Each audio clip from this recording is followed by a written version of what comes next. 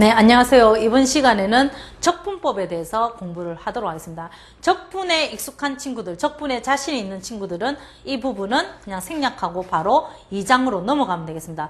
자, 우선 첫 번째로 치환적분과 부분적분에 대해서 복습을 하도록 하겠습니다. 자, 치환적분법이라는 것은 우리가 fx라는 함수를 부정적분한 것을 대문자 fx라고 이렇게 표현을 하도록 하죠.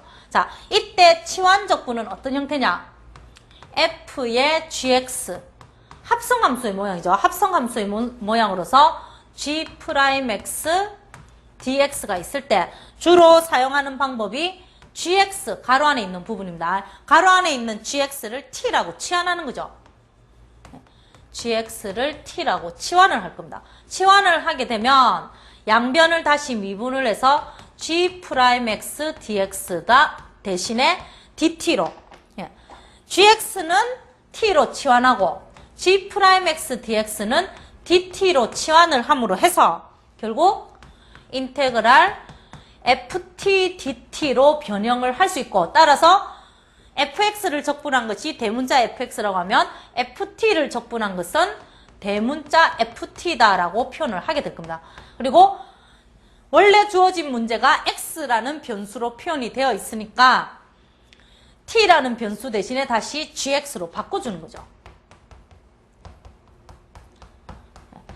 자, 이런 과정을 거쳐서 하는 것이 보통 치환적분입니다. 근데 저는 치환적분은 꼭 필요한 경우가 아니면 잘 사용하지는 않습니다. 그래서 이 치환적분에 대해서 여러분들 간단하게 할 수 있는 방법을 조금 설명을 하도록 하겠습니다. F'이 아니라 F의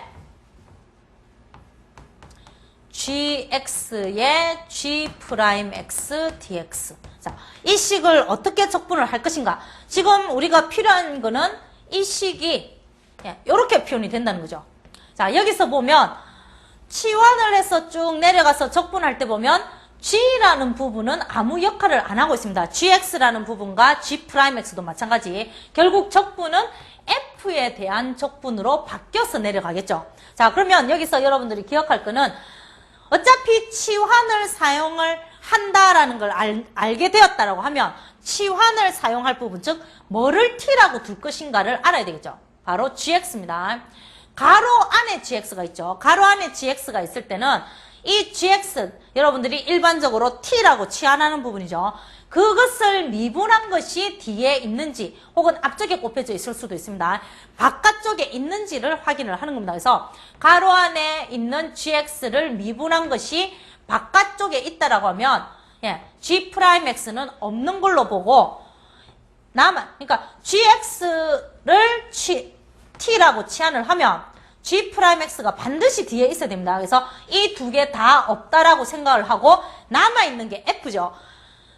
f를 적분하라라고 기억을 하면 됩니다. 그러면 f를 적분한 걸 우리가 대문자 f라고 했으니까 대문자 f 더하기 c로 적분이 되겠죠. 그리고 가로 안에 있던 거는 손대지 말고 그대로 적어주기만 하면 적분이 끝난다는 얘기입니다. 자, 그래서 f의 gx, g'x 가로 안에 거 미분한 것이 가로 밖에 있다면 둘 다 무시하고 남아있는 부분만 적분한 다음에 가로 안에 있던 거는 그대로 한번 적어주기만 하면 된다는 것이 치환적분법입니다. 그래서 저는 t라고 치환해서 이런 단계를 거쳐서 적분을 하지 않고 바로 이 공식을 이용을 할 겁니다. 자, 처음에는 조금 여러분들이 사용을 하는데 익숙하지 않을 수도 있습니다. 근데 예제를 통해서 몇 번만 연습해보면 오히려 제가 설명하는 방법이 훨씬 쉽다라는 것을 여러분들이 확인을 할 수 있을 겁니다. 자, 그러면 첫 번째 예제부터 보도록 하죠. 일반적으로 이 문제를 풀 때 학생들이 t라고 치환하는 부분이 이 부분입니다. 이걸 t라고 치환을 해서 t에 대해서 쓴 다음에 t에 대해서 적분하고 다시 t 대신에 x로 바꿔 쓰고 하는 그런 과정들을 생략하겠다는 얘기입니다. 자, x4승 더하기 t라고 치환할 것을 미분한 게 뭐냐를 생각을 해보자는 거죠. 미분하면 4x3승입니다. 그래서 4x3승이 있으면 되니까 앞에 x3승이 있죠. 그러면 필요한 거는 4입니다. 그래서 4를 곱해주겠습니다.